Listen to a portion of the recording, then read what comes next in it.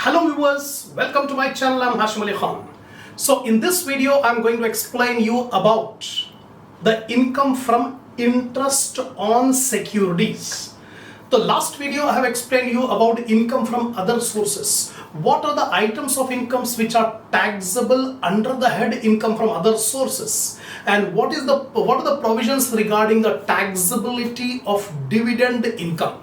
That I have explained in the last video. If you have not watched, go to the playlist of my channel, select the subject advanced aspect of income tax. Watch that video, first video on unit number 2. Then you can come to this video. So before starting this video, take a screenshot of the notes which I have written on the board so that you can keep a note of all these points, and just before examination, if you revise it, definitely you can confidently face the examination. Take a screenshot, then I'll explain.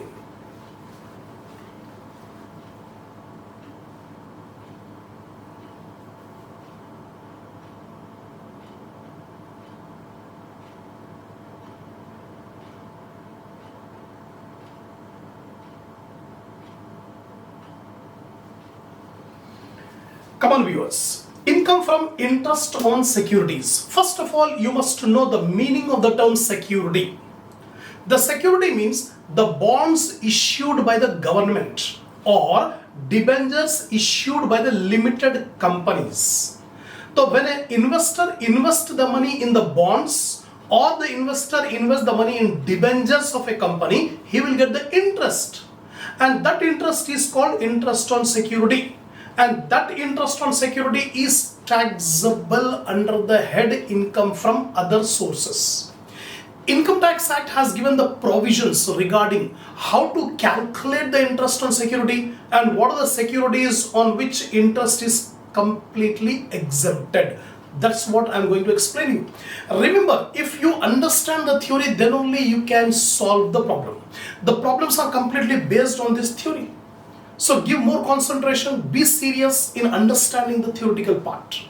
Now, when an investor invests his money in the bonds of the government or the debentures of limited company, then the interest received from them is considered as income from interest on security. Right?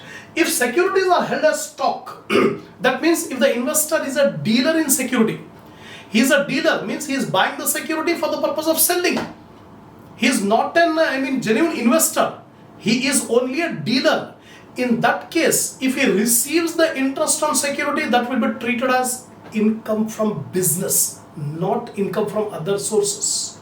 If he is an investor, if he invests the money mainly to get the interest, then income from other sources. If the investor is a dealer, then interest received is taxable under income from business. The gross interest is included in the income of the SSC. One point you have to remember: gross interest, net interest. The gross interest means total interest. Net interest means gross interest minus TDS, tax deducted at source. So normally the income tax has given the provision that the issuer will deduct the tax and remaining amount will be given. For example, Mr. X has invested some 1 lakh rupees in the bonds of government. The rate of interest is 10%. 10%. So 1 lakh into 10%, 10,000 interest should be paid by the government to the investor. But according to provisions of Income Tax Act, the government should deduct TDS. Suppose the TDS is 1,000. So out of 10,000 rupees interest, 1,000 will be deducted by the issuer. Only 9,000 rupees will be paid to the investor. So actually income of the investor is 10,000. Out of 10,000, the TDS, tax deducted at source, 1,000. 9,000 rupees is called the net interest. But while computing interest on security, we should take the gross interest. We should not take the net interest. So how to calculate gross interest? Here it is given net interest plus TDS is equal to gross interest. So to the net interest, we add back TDS, tax deducted at source, we'll get the gross interest. Interest accrues on the due date, but not according to the time that the security is held. When the investor has purchased the security, that should not be considered. We have to see which due date he is getting. That means on the due date, who is the holder of the security, in whose name is this security is. So interest is calculated according to due dates, not according to time period when the investor is holding the security. That point you have to remember. Next one, interest is always calculated on the face value of the security, not on the book value or market value. When we have to calculate the interest on security, interest will be calculated on the face value of the security. The face value will be fixed by the issuing authority. If debentures are there, the company will fix the face value. If bonds are there, the face value will be fixed by the government. So always interest will be calculated on the face value, not on the market value or not on the book value. Next, interest accrues to the person in whose name the security stands on the due date. Income Tax Act says on the due date in whose name the security is, that person is liable to pay the tax. Next one, profit or loss on sale of security will not be considered. When the investor sells the security, he may get profit or he may incur loss. That profit or loss on sale of security should not be considered under income from others. So interest on security. Interest on security we consider nahi karenge. And this profit or loss on security will be considered in capital gain. When computing income from capital gain, we have to consider the profit or loss on sale of security. Now, if interest is received after TDS, then such amount is required to be grossed up to include in total income. The interest is grossed up as follows. See here, if interest received is given, we have to gross up. Gross up means we have to add back the TDS. If in the problem net interest is given or interest received is given, that should not be taken. We have to add back the TDS and make it gross interest, and that gross interest should be taken in the total income. So how to gross it up? Here the formula is gross interest is equal to net interest into 100 by 90. We have to multiply the factor 100 by 90. Why we are taking 90? Because the TDS rate is 10%. Tax deducted at source is 10%. If it is 15%, we would have taken 100 by 85. If it is 5%, then we would have taken 100 by 95. But right now, the TDS is 10%. So we have to multiply 100 by 90 to make it gross interest. Since the TDS rate, interest on security exempted from tax. Income Tax Act has specified that these securities, the interest is completely exempted. That means if the holder, if the investor is holding these securities, the interest is completely exempted. No need to calculate. That interest should not be included in the total income. That is completely exempted itself. Who has exempted? Income Tax Act has exempted. So Income Tax Act has given the list of the securities whose interest is completely exempted. Now you have to remember which are the securities, because in examination it will not specify that this is exempted. You have to remember. That's why I am going to read out the securities on which interest is completely exempted. The interest should not be considered. Only a note should be given that the interest on these securities is completely exempted from tax. Now, the tax due on these securities is fully exempted from tax. As such, interest received by the SSC will not be included in the total income. These securities are only issued by the government. That means this exempted security will not be issued by any company. It will be issued only by the government. And interest on the following security is totally exempted. Now I am giving the list of the security. This is not my list. It is the list given by the Income Tax Department, Income Tax Act. You have to remember which are the items that comes under exempted. Note, interest paid on loan taken to purchase this security will not be allowed as deduction. Normally what will happen, if a security is purchased by taking a loan on which interest is paid, the interest will be allowed as deduction. For example, I have taken a loan of 5 lakh rupees from bank, and by that 5 lakh rupees I am purchasing the securities.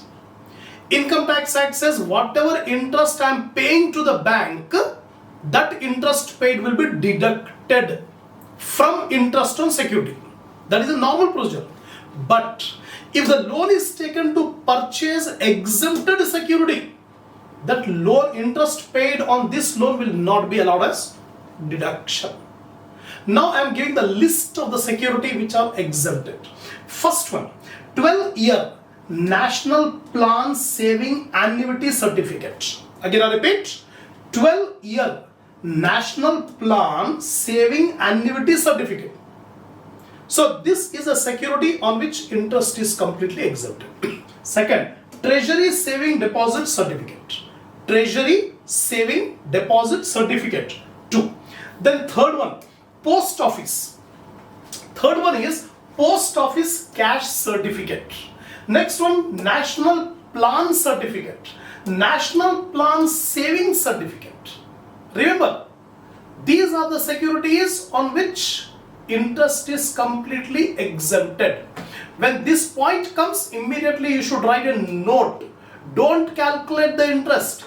Only a note is required that interest on this security is exempted. Which are the security? Post Office Cash Certificate, National Plan Certificate, National Plan Saving Certificate, Post Office National Saving Certificate, Post Office Saving Bank Account, exempted only to the extent of 3,500 in case of individual. If an individual deposit the money in Post Office Saving Bank Account, the interest up to 3,500 is exempted. Remaining excess interest is taxed. Up to 3,500 interest exempted from Post Office Saving Bank. Then Post Office Cumulative Time Deposit. If a person has deposited in Post Office cumulative time deposit, completely, fully interest is exempted. NRI bond 1988 issued by State Bank of India.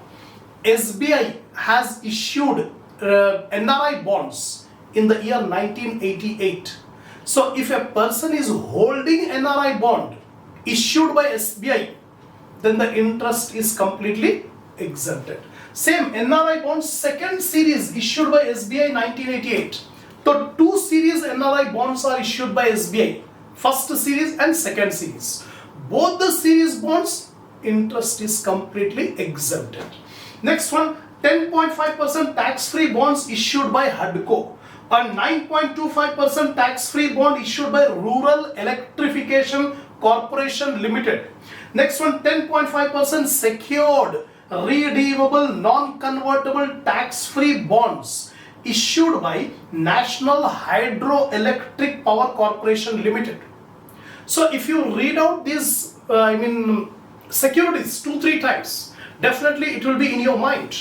In examination, in the problems, when this point comes, immediately you should say it is the security on which tax is not applied, exempted from tax. Next one is interest on gold deposit bonds issued under the Gold Deposit Scheme 1999, notified by the central government. Next one, tax-free Ahmedabad Municipal Corporation bonds and Nagpur Municipal Corporation bonds. The tax-free bonds issued by Ahmedabad Municipal Corporation and Nagpur Municipal Corporation, the interest on these bonds will also be exempted. 8% tax-free bonds of India Infrastructure Finance Company Limited, tax-free. Secured redeemable non-convertible railway bonds issued by Indian Railway Finance Corporation. So this is a list. I have given examples of those securities on which interest is completely exempted. Note, for exempted security, no calculation is required. A note should be given after completing the solution. So no need of any calculations. When this exempted security item comes in the problem, simply you have to give a note that interest on this security is fully exempted. For other securities, we have to calculate the interest. If gross interest is given, well and good. If net interest is given, we have to gross it up. How to gross up? Net interest into 100 by 90. That's it. So in this video, I have explained you the meaning of the term interest on security. First of all, what do you mean by security? Then interest on security, and what are the provisions of Income Tax Act 1961 regarding the calculation of interest on security, and what are the securities on which interest is completely exempted from tax. So inshallah, this theory video will continue in the next part, in the next video.